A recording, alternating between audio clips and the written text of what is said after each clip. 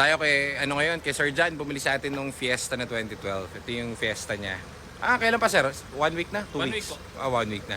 So, 1 week na, pero naglambing si sir dun sa kalampag sa kotse. So, ayos na sir, solid na. Umikot lang si sir. Oo, thumbs up. Ayos. Shifting yan sir, ice na ice. Yung unit niya, pogi. Shifting, pati yung sa engine, walang overheat, wala lahat sir, no? Gagamitin nyo na lang yan. So, yan Sir John. Sir John, salamat ha. Thank you po. Wala tayong problema. Okay, goods. Sige sir, paano sir? Thank you. Uwi na rin ako sir, inantay ko lang kayo sir. Thank you sir, ingat kayo sir. Sige po, sige po. Pag may problem, hindi nyo lang ako, para hindi kayo mapagastos. Next week pa, next month pa sir. Gamitin nyo lang sir. Okay Sir John, ingat po. Tapos ang kalampag. So itong unit kasi ni Sir John, ito yung, di ba nag-project kami ng dalawang 2012 na Fiesta. So isang linggo namin tinatrabaho yun. Tinatrabaho namin isang linggo. So, GTA Cars yan boy. Sabi ko nga sa inyo sa 2012 sa budget meal, wala kami dyang kita. So sa dami ng inayos namin doon, halos wala kaming kita doon. Anong nangyari doon, meron kasing timeline si Sir. Ang timeline niya parang, ano ba yung timeline ni Sir? Parang linggo yata niya kukuhanin. So, tinrabaho namin, nagpuyat kami dun sa unit. Ang problem lang, syempre, training nga kami in engine. So, all goods na yon.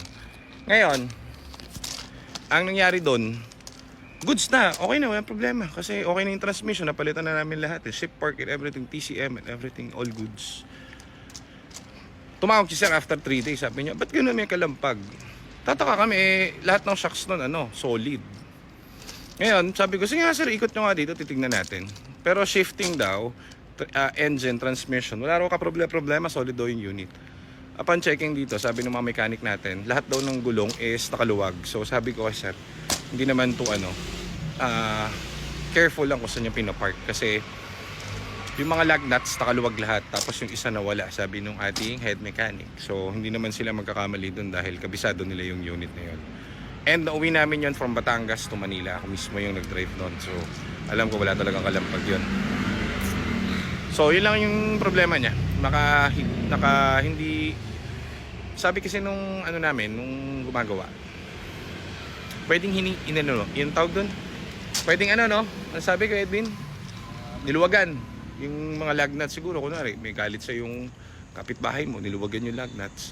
Pag magbabaklas ka kasi ng transmission, ito lang ang tinatanggal, itong harapan. May picture pa kami nun sa video, yung harapan lang, saka yung taas. So imposible na kami ang magluwag ng lug nuts. So kaya siya may kalampag kasi dahil dun sa lug nuts gumagano yung gulong, tapos yung isa nakatanggal. So pwede yan, sa labas yata pinaparada ni Sir o somewhere. So pwede may nag-trip o may nagluwag nung tawag dito, lug nuts niya. So ganun lang. So nung inano natin yung sinikipan, all good solid. So kay Edwin, ayan. So ayun, yun na muna ako. Tapos may bago tayong kuha Ayan sino gusto? Manual, kinuha natin kanina. 2014 manual na Mirage. Kanina board na board kami dito, wala kaming ginagawa So kumuha na lang kami ng Mirage na 2014.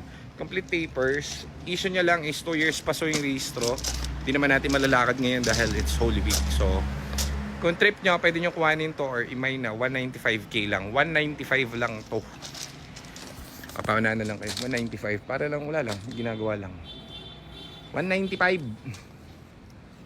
Mine muna.